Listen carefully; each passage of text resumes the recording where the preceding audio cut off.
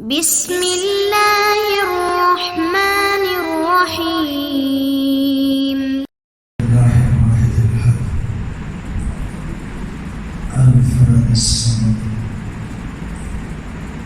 الذي لم يلد ولم يولد ولم يكن له كفوا احد والصلاة والسلام على أفضل الأدب على عبد المجيد والرسول المصدق المصطفى الجليل المحمد الأحمد حبيب إله العالمين أبي الزهراء محمد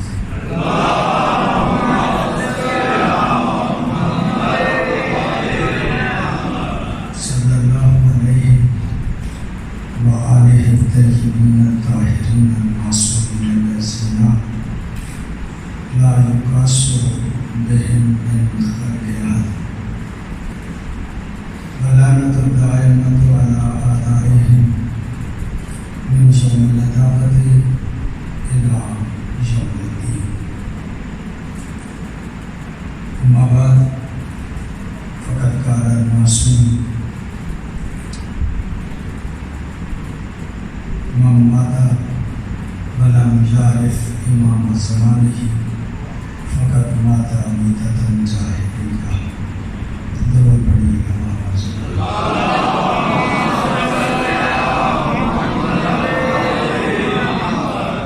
دعا ہے اس بات کا اعلان الہی بحق محمد و محمد ہم لوگ سب کے مرحومین کی مغفرت فرما. والیان مجالس کے مرحومین کی مغفرت فرما. اپنے مرحومین اور والیان مجالس کے مرحومین کی بلندی درجات کے لیے بآواز بلند صدا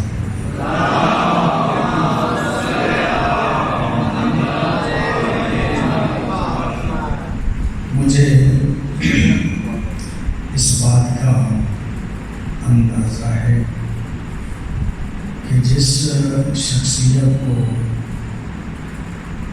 سننے کے لیے مجمع آیا ہو وہ نہ آئے تو دوسرے بندے کو برداشت کرنا کتنا مشکل ہوتا ہے.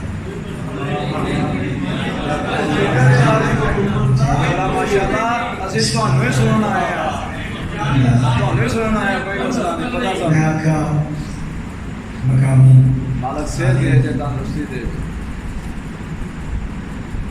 عزاداری سید الشہداء کے عنوان سے یہ ایام تسلسل کے ساتھ آپ مجالس اعزاز کو سماعت فرما رہے ہیں. آتے ہوئے راستے میں ذرا عمومی مجالس سے ہٹ کے میرے ذہن میں یہ خیال آیا کہ معصوم کا فرمان ہے من مات ولم یعرف امام زمانہ فقد مات میتۃ جاہلیہ. وہ شخص کہ جو اپنے زمانے کے امام کی معرفت حاصل نہ کر سکے وہ جاہلیت کی موت مرتا. لہذا میں نے سوچا کہ آج کی مجلس میں اپنے زمانے کے امام کے بارے میں کچھ عرض کروں.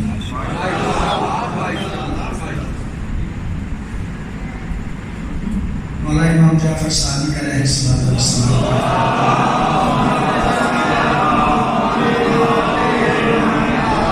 کہ جب ہمارا 12واں قائم آئے گا تو کعبے کی دیوار کے ساتھ سہارا لگا کر پوری کائنات کو خطاب کر کے یہ کہے گا کہ جنہوں نے آدم کو دیکھنا ہو اس کے وسیع کو دیکھنا ہو، نوح کو دیکھنا ہو اس کے وسیع کو دیکھنا ہو، ابراہیم کو دیکھنا ہو اس کے وسیع کو دیکھنا ہو، اسماعیل کو دیکھنا ہو ان کے وسیع کو دیکھنا ہو، جس نے موسیٰ کو دیکھنا ہو ان کے وسیع کو دیکھنا ہو، جس نے عیسیٰ کو دیکھنا ہو اس کے وسیع کو دیکھنا ہو، جس نے مصطفیٰ اور اس کے وسیع کو دیکھنا ہو وہ مجھے دیکھ لے، سب کی علامات مجھ میں پائی جاتی ہیں۔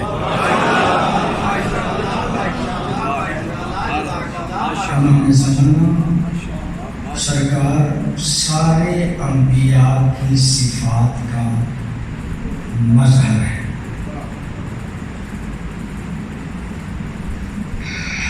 معصوم کی والدہ گرامی کا نام نرجس بیان کیا جاتا ہے، اصل میں آپ کا نام ہے ملیکہ۔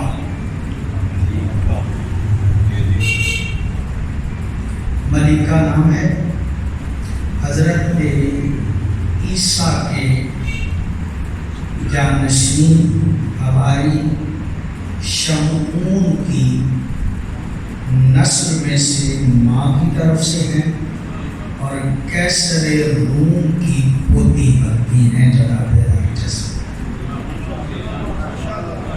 آپ کی طرف سے کیسر روم، ماں کی طرف سے شمعون کی نسل میں سے ہیں جناب نرجس۔ میں عرض کروں آپ کی خدمت میں زیادہ وضاحتوں میں نہیں جاتا۔ جناب نرجس کا نام ملیکہ ہے۔ آل محمد کے گھر تک پہنچنے کے لیے اپنے آپ کو کنیزوں میں چھپا کے نام نرجس رکھا تاکہ میرے نام کو، میری شخصیت کو لوگ جان نہ جائیں۔ آل محمد کے دروازے تک پہنچنے کے لیے جو انہوں نے اپنے لیے نام منتخب کیا، آل محمد نے پھر اسی نام سے یاد کیا، اسی نام سے یاد کیا ہے نرجس۔ وہ جو ملیکہ اصل نام تھا وہ ادھر رہ گیا، اب جناب نرجس ہی سرکار کو کہا جاتا ہے۔ لمبی بات ہے، میں اس کو عرض کرنا چاہ رہا آپ کی خدمت میں۔ اس میں بھی کوئی شک نہیں کہ دعائے امام زمانہ کے الفاظ ہیں، اللہم عرفنی نفسک، اے اللہ مجھے اپنی معرفت عطا کر۔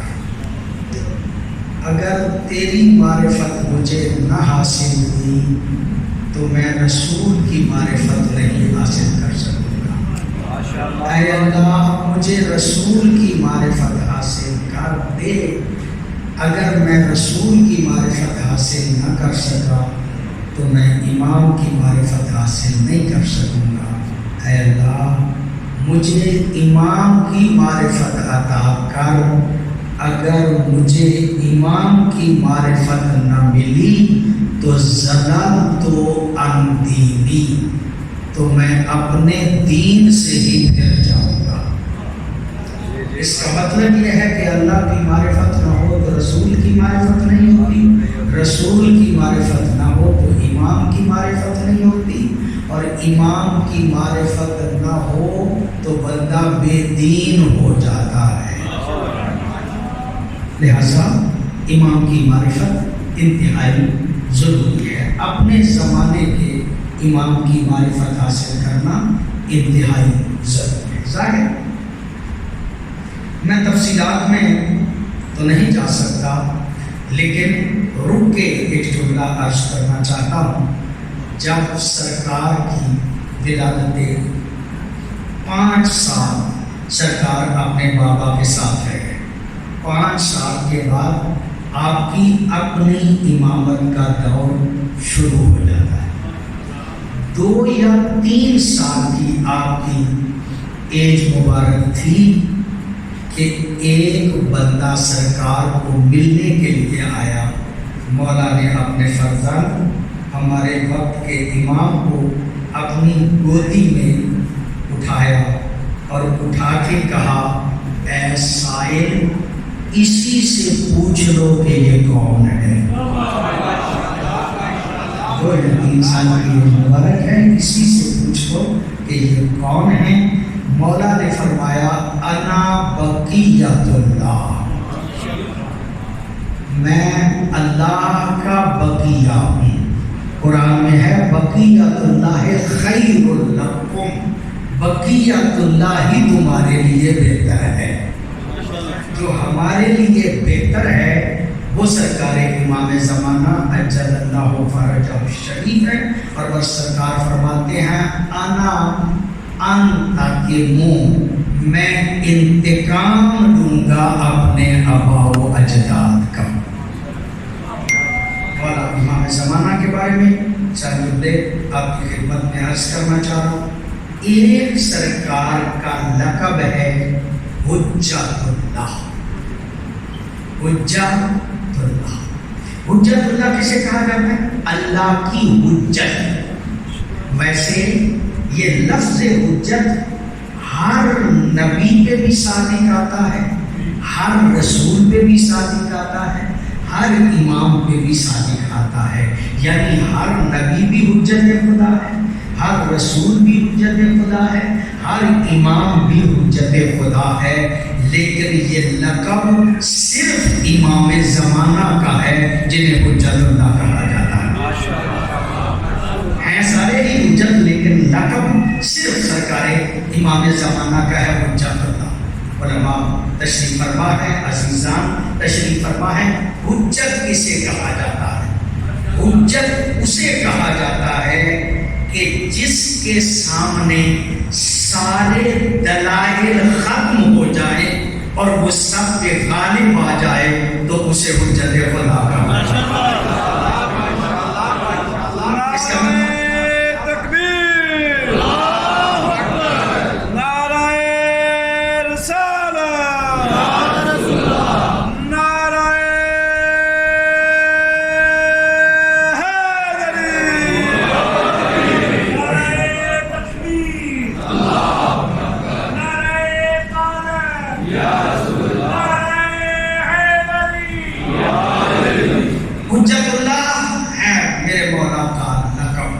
اس کا کہ جب مولا تشریف لائیں گے تو سب کے دلائل ختم ہو جائیں گے.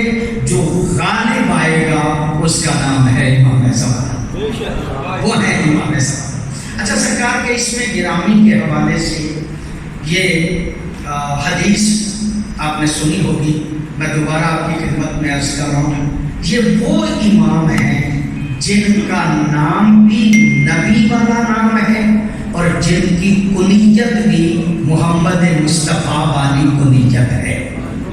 نام بھی انہی کا ہے، کنیت بھی انہی کی ہے. عجیب اس میں اتفاق ہے کہ نبی فرماتے ہیں اپنی امت کو کہ تم اپنے بچوں کا نام رکھنا چاہو نا، حدیث کے الفاظ ہیں، تو ان کا نام محمد رکھا کرو. یعنی جب نام رکھنا ہے تو اپنے بچوں کا محمد نام رکھنا یہ مستحب. عربوں میں آپ جائیں نا تو جو عرب میں رہتے ہیں وہ جانتے ہیں کہ جب وہ ایک دوسرے سے خطاب کرتے ہیں نا، اگر کسی بندے کے نام کو نہ بھی جانتے ہوں تو اسے محمد کہہ کے خطاب کرتے ہیں. یہ کیوں ہے؟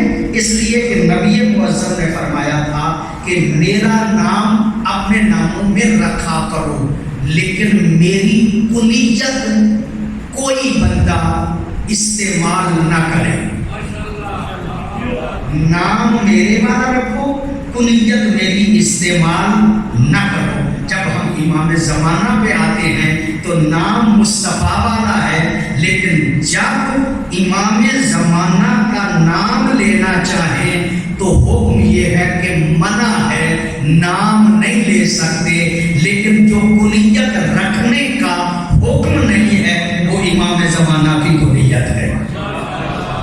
کنیت ابو القاسم ہے اور نام جو ہے وہ وہی ہے جو مصطفیٰ کا نام ہے. لیکن عام طور پہ علماء وہ نام بولتے نہیں، میم ہے میم دال کہتے ہیں. یعنی نبی کہیں تو محمد کہہ سکتے ہیں، امام زمانہ کا نام لینا چاہیں تو تو لینے سے منع کر دیا گیا۔ آپ محمد مصطفیٰ کو تو کہہ سکتے ہیں، لیکن امام زمانہ کا نام جو ہے وہ اس طرح سے ادا نہیں کیا جا سکتا، منع کر دیا گیا۔ کیوں؟ اس کی بہت بڑی وجوہات ہے، اور ان وجوہات میں سے ایک وجہ یہ ہے کہ جیسے توجہ چاہوں گا، جیسے حضرت موسیٰ کے لیے خطرہ تھا اس دنیا میں آنے کا، اسی طرح امام زمانہ کے لیے بھی خطرہ تھا اس دنیا میں آنے کے لیے۔ جیسے موسیٰ کو ان کی ماں نے صندوق کے سپرد کر دیا تھا، ایسے ہی امام زمانہ کو معصوم نے روح القدس کے سپرد کر دیا تھا۔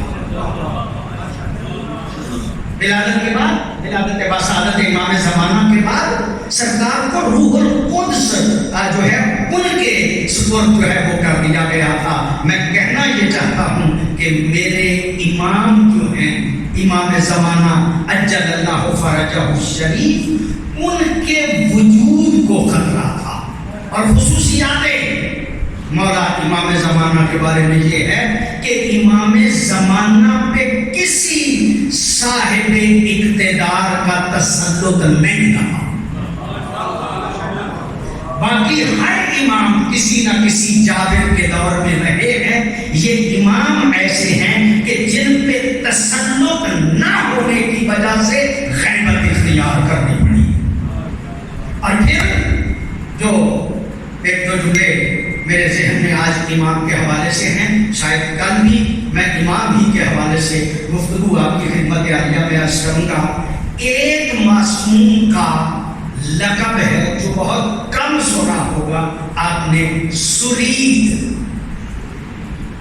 امام زمانہ کا ایک لقب کیا ہے؟ سرید۔ سرید کا معنی کیا ہے؟ سرید کا معنی یہ ہے کہ جو لوگ جو ہے وہ توجہ جس کی طرف نہ کریں اسے سعید کہا جاتا ہے، اور وہ لوگوں سے بچنے کے لیے چھپتا رہے اسے سعید کہا جاتا ہے۔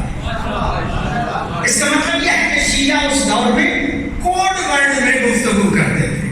جب بھی امام زمانہ کا ذکر کرنا ہوتا تھا تو نام نہیں لیا کرتے تھے، کوئی نہ کوئی ایسا نام، ایسا لقب استعمال کرتے تھے جس سے ایک دوسرے کو سمجھا دیتے تھے کہ ہمارا مطلب امام زمانہ ہے۔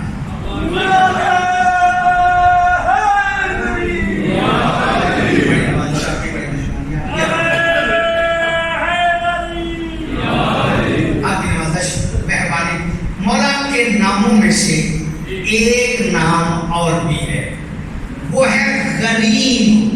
القابات میں سے ایک لقب ہے مولا کا غریم، غین رے یہ می، غریم۔ غریم کا معنی کیا ہے؟ علماء نے اس کے دو معنی فرمائے۔ ایک معنی یہ ہے کہ جس کی کائنات مقروض ہو اس کو غریم کہا جاتا ہے۔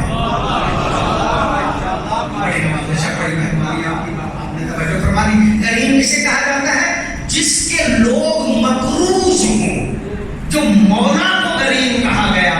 اور اگر اس کا یہی معنی کیا جائے تو اس کا مطلب یہ ہے کہ پوری کائنات مقروض ہے امام زمانہ۔ پوری کائنات مقروض ہے امام زمانہ کی، اور کوئی قرض ہو یا نہ ہو، ایک قرض تو ہے نا کہ فرمایا تھا قُلْ لَا أَسْأَلُكُمْ عَلَيْهِ أَجْرًا إِلَّا الْمَوَدَّةَ فِي الْقُرْبَى۔ آل محمد کی مودت کو واجب قرار دیا تھا اللہ نے، اب امام زمانہ کے دور میں واجب ہے کہ ہر بندہ امام زمانہ سے مودت کرے۔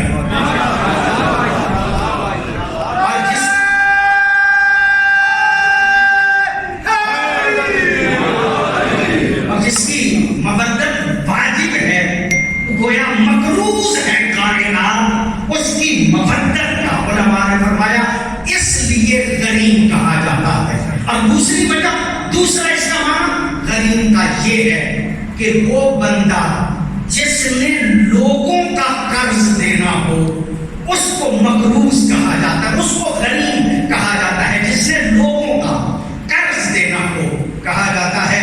امام زمانہ کو اس دور کے شیعہ اس لقب سے اس لیے یاد کرتے تھے کہ جس بندے نے جب قرض زیادہ دینا ہو تو جیسے وہ بندوں سے چھپتا رہتا ہے، ایسے ہی میرے مولا کائنات سے چھپ چھپ کے زندگی گزار رہے ہیں۔ جو چھپ کے زندگی گزارے گویا اسے غنیم کہا جاتا ہے۔ اور مولا فرماتے ہیں خود مجھے میرے بابا نے کہا، مجھے میرے بابا نے کہا کہ اے بیٹا زندگی گزارنا ہے تو علیحدہ جگہ پہ گزارنا، گاؤں میں گزارنا، ایسی جگہ پہ گزارنا کہ جہاں پہ عام لوگوں کی نظر آپ تک نہ پہنچ پائے۔ شاپی بڑی مہربانی آپ کی۔ لو ایک رقم کی وضاحت اور عرض کرنا چاہتا ہوں اور چند جملے اس کے بعد جو ہے وہ آپ کی خدمت میں اور عرض کروں گا۔ ایک لفظ مولا امام زمانہ کے القابات میں سے ہے ماؤن معین۔ مولا امام زمانہ کے القابات میں سے ایک لقب کیا ہے؟ ماؤن معین۔ ماں کا معنی کیا ہے؟ پانی۔ معین کا معنی کیا ہے؟ مددگار۔ سرکار کا ایک لقب ہے ماؤن معین۔ کیا مطلب؟ جیسے پانی کائنات کے اناج کے اگنے کا سبب ہے، ایسے ہی امام زمانہ کائنات کی بقا کا سبب ہے۔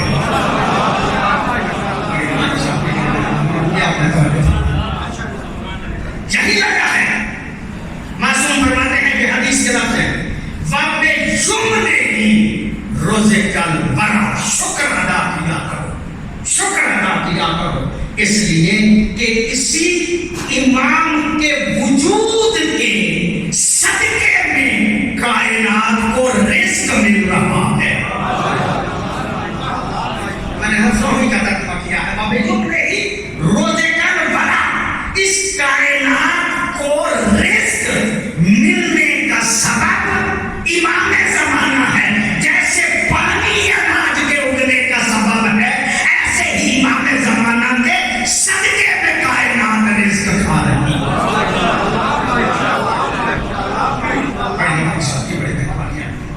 وقت وجود ہی شکر ادا کرنا چاہیے، لوگوں کو اس بات کا پتہ ہی نہیں۔ وقت وجود ہی لفظ ہے معصوم، وقت وجود ہی ثبتت الارض والسماء، یہ مولا امام زمانہ ہی ہیں جن کے وجود کے صدقے میں زمین قائم ہے، آسمان قائم ہے۔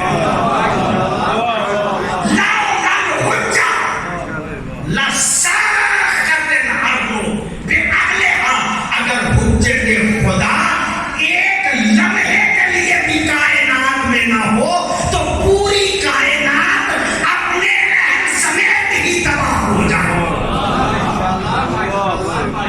مطلب یہ ہے کہ ہمارا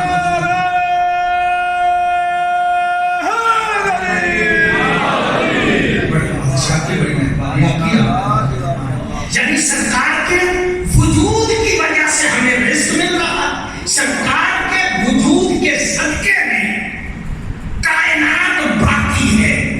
اس کائنات کے باقی رہنے کا سبب وہی امام زمانہ ہے، ان کے وجود کی وجہ سے کائنات جو ہے وہ باقی۔ ایک لقب اور میں آپ سے آگے بڑھنے کی کوشش کروں گا۔ ایک لقب ہے آپ کا قائم۔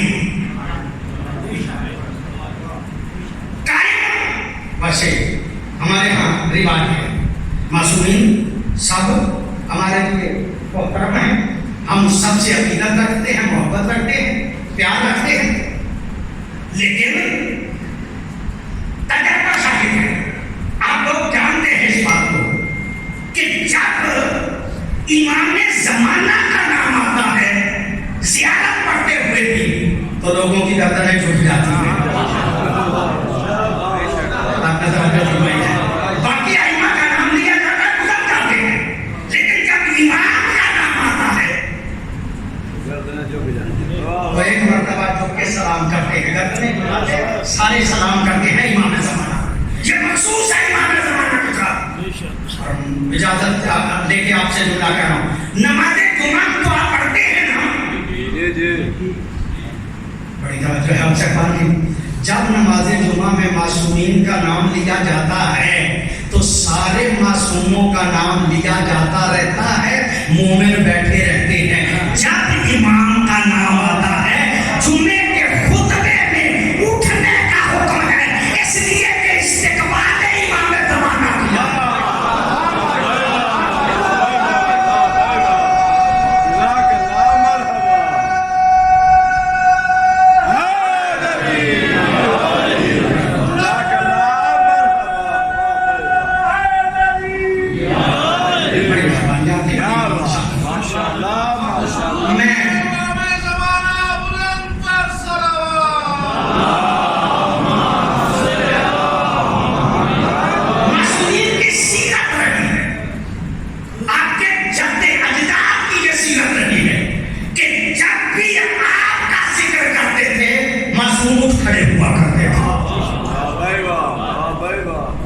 معصوم کا جب نام لیا جاتا تھا تو معصوم یعنی امام زمانہ کا نام لیا جاتا تھا تو معصوم استقبال کے لیے اٹھ کر ہوا.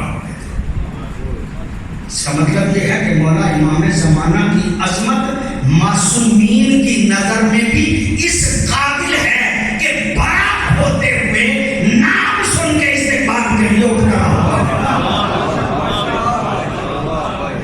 بڑی بات شاطر، بڑی بات بیٹا. اس کی وجہ جو میں سمجھ پایا وہ عرض کرتا ہوں، جو میں سمجھ پایا وہ عرض کرنا چاہتا ہوں. واقعہ کربلا ہوا، میں کوئی مسائل نہیں پڑھنا چاہتا لیکن میں ایک استدلال کرنا چاہتا ہوں. واقعہ کربلا ہوا 10 محرم کی دیگر کو، جب سید الشہداء تنہا رہ گئے نا اور سارے شہید ہو گئے، ظلم کی انتہا ہو گئی. روایت کے لفظ میں آج ہی پڑھے گئے تو فرشتوں نے آہو بکا کرنا شروع کر دیا. رونے لگے آسمانی مخلوق، بکا کرنے لگی آسمانی مخلوق. اے اللہ، تیرا خالص بندہ ہے، اس پہ اتنے ظلم ہو رہے ہیں، اس کی مدد نہیں کرے گا، ہمیں اجازت ہے ہم کریں. فرشتے روئے، آسمانی مخلوق روئے. جب فرشتے روئے اللہ نے کہا میری پیاری مخلوق رونے صبر کرو، وہ جو نور ہے ان کی طرف دیکھو. 14 کا نور وہاں پہ موجود تھا. جب 14 کے نور پہ نظر پڑی نا تو دیکھا ایک نور حالت قیام میں اللہ کی عبادت کر رہا. آج میں نے دیکھا کو حالت قیام میں ایک نور جو ہے وہ اللہ کی عبادت کر رہا ہے. باقی مختلف صورتیں ایک کھڑے ہیں، قائم ہیں، کھڑے ہو کے اللہ کی عبادت کر رہے ہیں. فرشتوں نے پوچھا اے اللہ، باقی ساروں کی کیفیت تو مختلف ہے، یہ قائم کون ہے؟ کہا یہ وہ ہے جو حسین کا انتقام لے گا.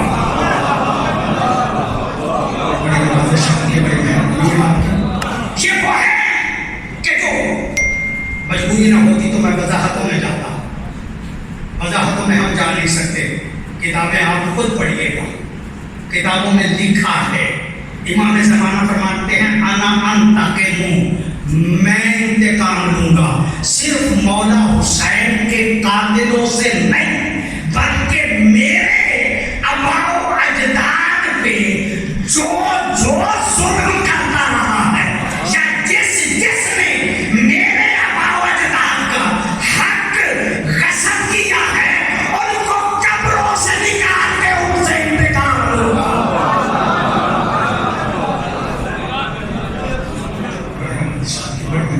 سبحان اللہ. بادشاہ کی بڑی مہربانی، میں بس اشارے سے گزر گیا ہوں کہ انتقام سارے معصومین پہ جس جس نے ظلم کیا ہے آج وہ بچ جائے گا، لیکن جب مہدی کی حکومت آئے گی تو کوئی نہیں بچ پائے گا، کوئی نہیں بچ پائے گا، کوئی نہیں بچ پائے گا۔ اور عرض کروں نبی فرماتا ہے یملا اللہ الارض قسطا وعدلا کما منعت ظلم وجورا، جب قائم آئے گا تو کائنات کو عدل و انصاف سے اس طرح بھر دے گا جیسے ظلم و ستم سے بھری ہوئی ہوگی۔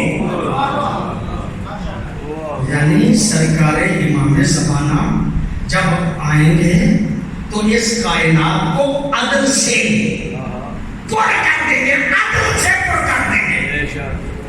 آپ کی توجہ ہے، میں جانتا ہوں اس بات کو، آپ پوری توجہ سے میری بات کو سماعت فرما رہے ہیں۔ خدا شاہد ہے آل محمد کے ہر فرد کا ترہ امتیاز ہی یہ ہے کہ اپنے اپنے دور کے وہ سب سے بڑے عادل تھے۔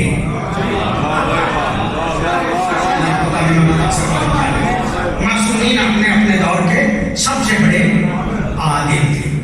اللہ عادل ہے اور اس کے عدل کا پتہ سیرت معصومین سے چلتا ہے۔ اللہ کیسا عادل ہے یہ معصومین کے ذریعے سے پتہ چلتا ہے کہ اللہ عادل کیسا ہے۔ ایک جملہ عرض کروں، معروف ہے جملہ، کوتیلا علی مسائل نہیں پڑھنا چاہ رہا، ایک جملہ عرض کرنا چاہ رہا، قتل علی لشدت عدل، علی قتل ہی عدل کی وجہ سے ہوئے۔ بڑی توجہ آپ سے احمد کی، علی المومنین قتل نہ ہوتے اگر عادل نہ ہوتے۔ مولا کائنات کی شہادت کا سبب عدل ہے۔ لوگ آ گئے، یعنی حکومت مل گئی ہے آپ کو، بڑی توجہ چاہتا ہوں، یعنی حکومت آپ کو مل گئی ہے، آئندہ سے ٹھیک کر دو، جو پہلے ہو چکا ہے اسے چھوڑ دو۔ پتہ نہیں آپ کا وجہ فرمائیں گے کیا؟ اس کا مطلب یہ ہے کہ پہلے بہت کچھ ہو چکا تھا، بہت کچھ ہو چکا تھا، جو مہاجر بن کے آئے تھے کروڑ پتی بن چکے تھے۔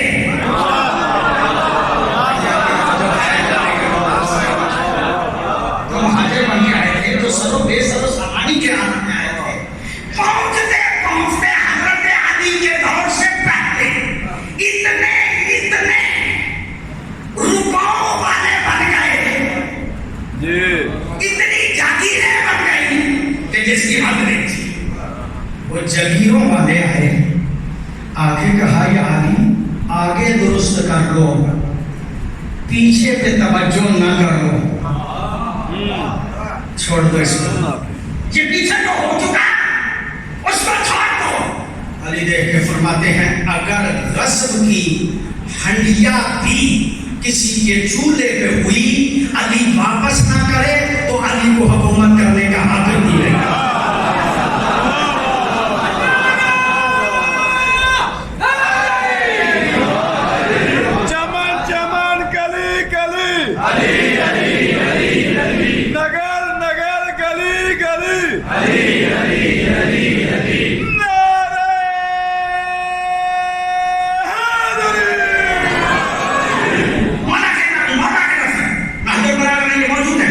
مولا فرماتے ہیں اگر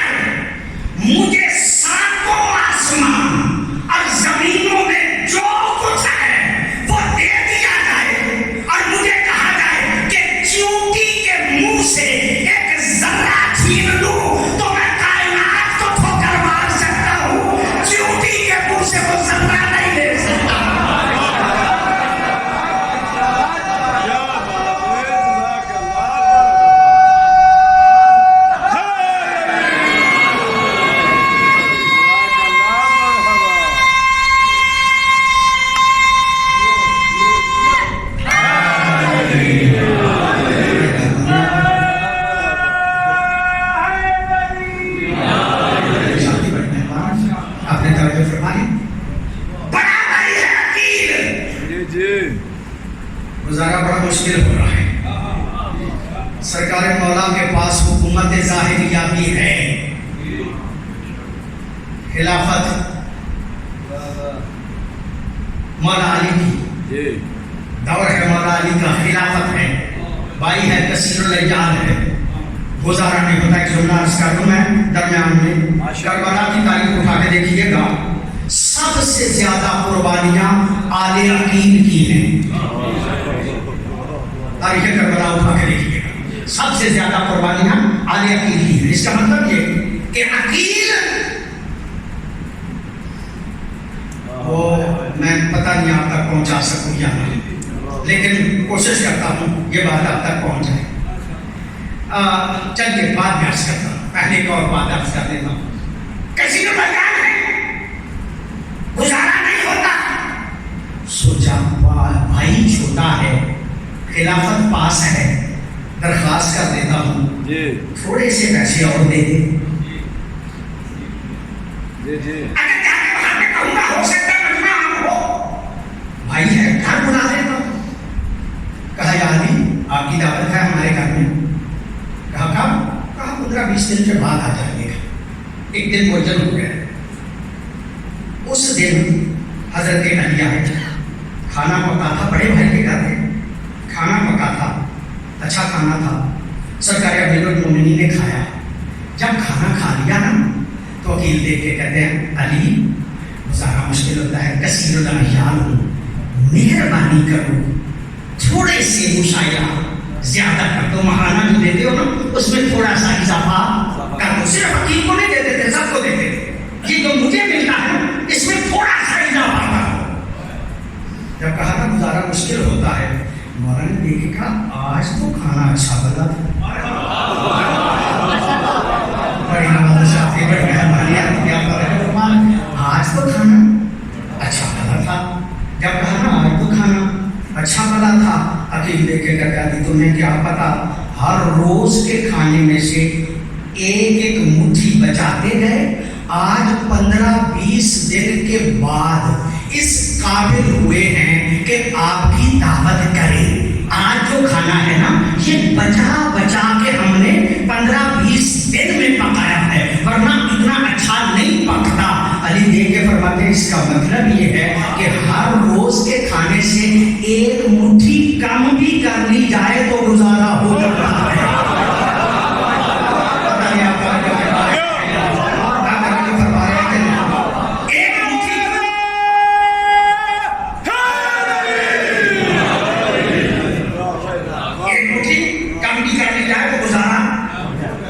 ہو سکتا ہے. جو عقیل جیسے بھائی کو ایک مٹھی آٹا زیادہ نہ دے، ایسے بندے کو علی کہا جاتا ہے.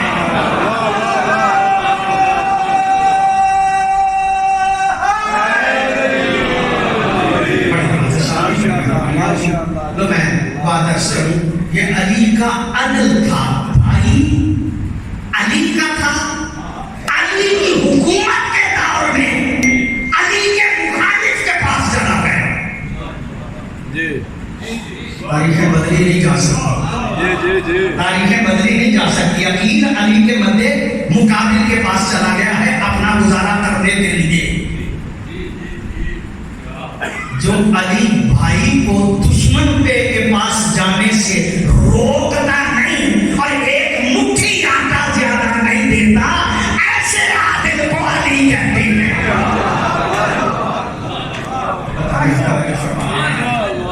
لیکن وہاں پہ پہنچ کے بھی علی کا بھائی تھا نا. علی کا بھائی تھا نا. ایک دن وہ جو ادھر بیٹھا تھا نا اس نے سوچا اب میں پیسے بھی دیتا ہوں، خرچ بھی زیادہ دیتا ہوں، وکیل کو عزت بھی دیتا ہوں، احترام بھی دیتا ہوں، اس کی سہولیات کا بھی خیال رکھتا ہوں. اب ذرا چیک تو کروں کہ ابھی بھی اس کے دل میں علی کی محبت ہے یا نہیں. بڑی توجہ ہے، بڑی مشکل سے مجھے یہ جملہ ادا کرنا پڑے گا. ابھی بھی اس کے دل میں علی کی محبت ہے یا نہیں. وہ دیکھ کے کہتا ہے عقیل کیا تم کر سکتے ہو کہ ایک مرتبہ تم بھی علی پہ لعنت کر دو. یہ جملہ کہنا تھا. عقیل اسرائیل ممبر پہ جا کے کہہ رہے ہیں یہ مجھے کہہ رہا ہے کہ علی پہ لعنت کرو، تم سارے اس پہ لعنت کرو.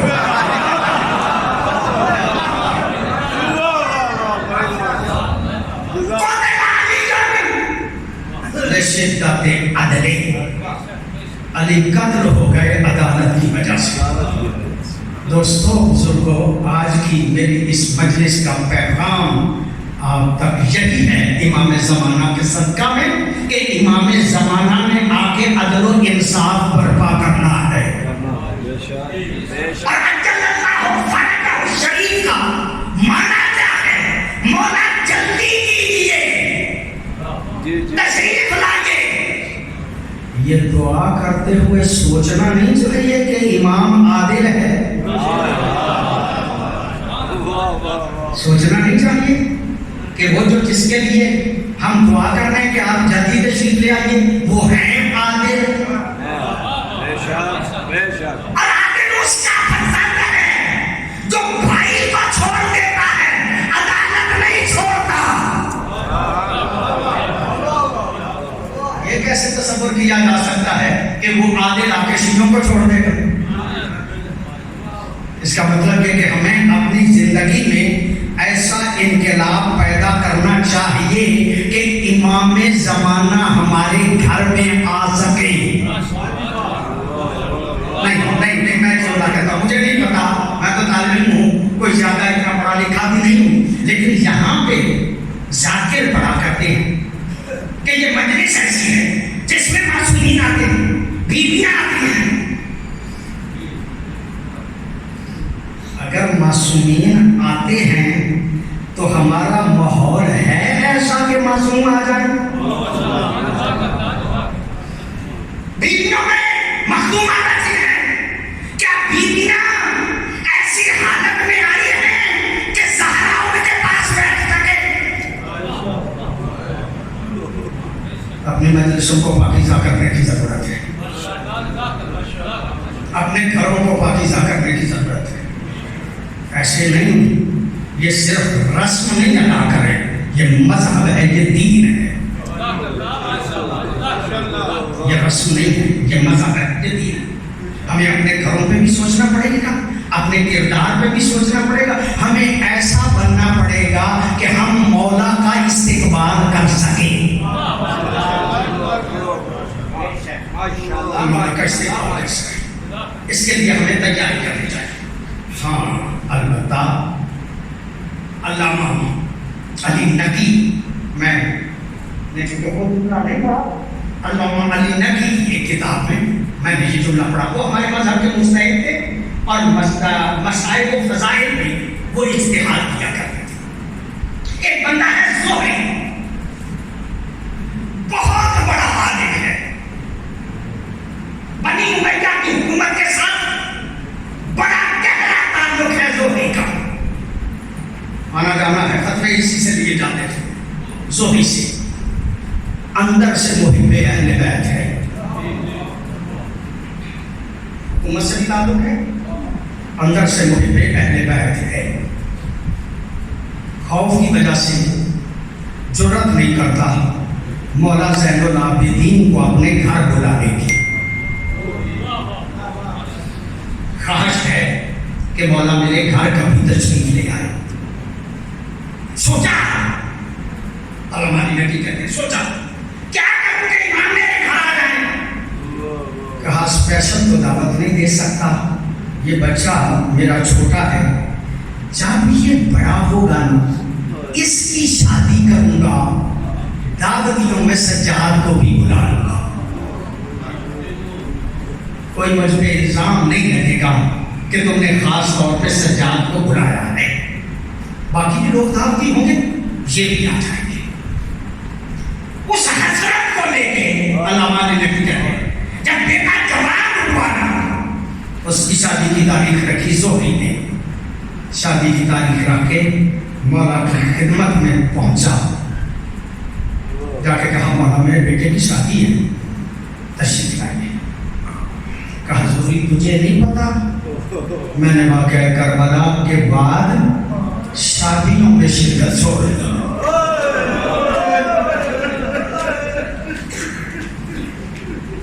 میں نے شادیوں میں شرکت چھوڑ دی، میں شادیوں میں نہیں جاتا۔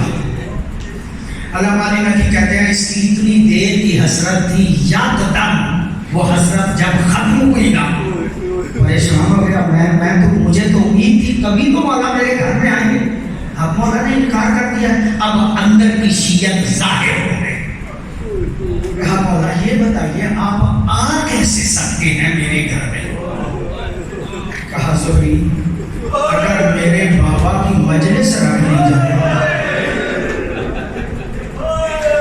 پھر مجھے دعوت کی بھی ضرورت نہیں رہتی، مجھے دعوت کی ضرورت نہیں رہتی، میں خود آ جاتا ہوں، میں خود آ جاتا ہوں۔ اس نے کہا چلو جو بھی ہوگا دیکھا جائے گا، مولا آپ کو تو آنا ہی ہے، میں شادی سے پہلے مجلس آپ کے بابا کی رکھ دیتا ہوں۔ مجلس رکھی، رکھ کے مولا کو لینے کے لیے دروازے پہ پہنچا، مولا سجاد دروازے پہ کھڑے تھے۔ کہا دھونی میں نے کہا تھا نا مجلس میں مجھے دعوت کی ضرورت نہیں۔ مولا گئے، صدر محفل میں زہری نے بٹھایا، مجلس شروع ہوئی، پڑھنے والے نے جب مجلس پڑھنا شروع کی نا، جب مجلس ختم ہوئی مولا سب سے آخر پہ بیٹھے تھے۔ مولانا علامہ علی نقوی نے یہاں پہ جو جملہ کہا ہے، علامہ علی نقوی کہتے ہیں لگتا ایسے ہے کہ بڑے آتے گئے سجاد جگہ چھوڑتے گئے اور مولا آخر تک پہنچ گئے۔ اس کا مطلب یہ کہ معصومین آتے تو ہیں لیکن ہمیں مجلس پاکیزہ کرنے کی ضرورت ہے۔ اللہ آپ کو سوائے گا اہل بیت کے کوئی کم نہ دے۔ مجلس میری مکمل ہو گئی، میں نے خود روایت میں پڑھا ہے، خود میں نے روایت میں پڑھا ہے۔ مولا ایک دن بازار میں سے گزرے، بازار میں ایک بندہ کہہ رہا تھا انا مسکین فرحمونی، میں مسکین ہوں میری مدد کرو۔ جب وہ کہہ رہا تھا نا میں مسکین ہوں میری مدد کرو، مولا اس کے قریب پہنچ گئے، دیکھ کے کہتے مسافر اگر اس عالم غربت میں تیرا انتقال ہو جائے تیرا کیا خیال ہے؟ تجھے کفن ملے گا؟ تجھے دفن کیا جائے گا؟ وہ دست بستارس کرتا ہے مولا آپ کے نانا کی امت ہے، میں جانتا ہوں میں غریب الوطنی میں بھی مارا گیا، مجھے غسل بھی دیا جائے گا، مجھے کفن بھی دیا جائے گا، مجھے دفن بھی کیا جائے گا۔ عزادارو یہ جملہ کہنا تھا، مولا کا منہ کربلا کی طرف ہو گیا۔ مولا دیکھ کے کہتے ہیں بابا لوگ تو مسافروں کو بھی اللہ کو سوائے کبھی اہل بیت میں کوئی کم نہیں، لوگ تو مسافروں کو بھی بے کفن دفن نہیں کرتے۔ بابا آپ کو امت نے ایسے ہی چھوڑ دیا۔ اللہ کو سوائے کبھی اہل بیت کے کوئی کم نہ دے۔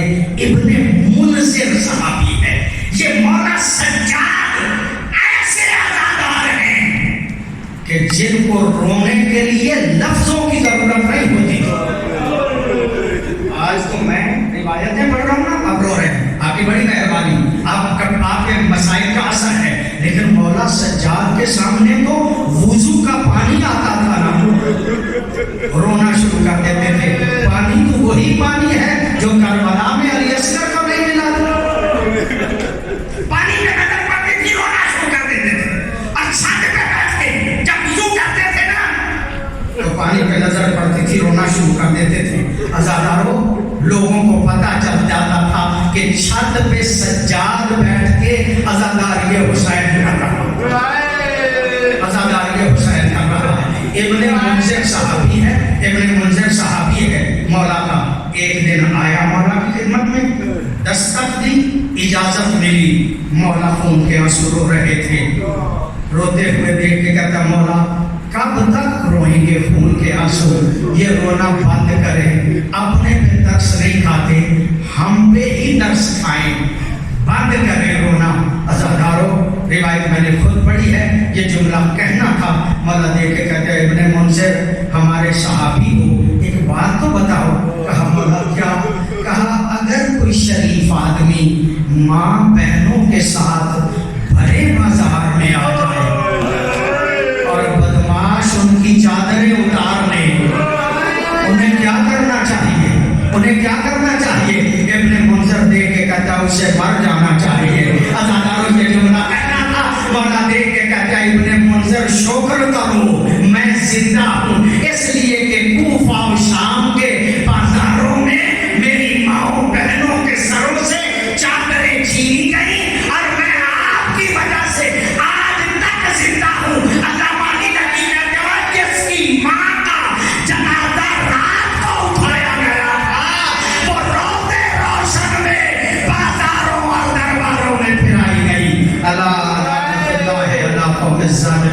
والسيارات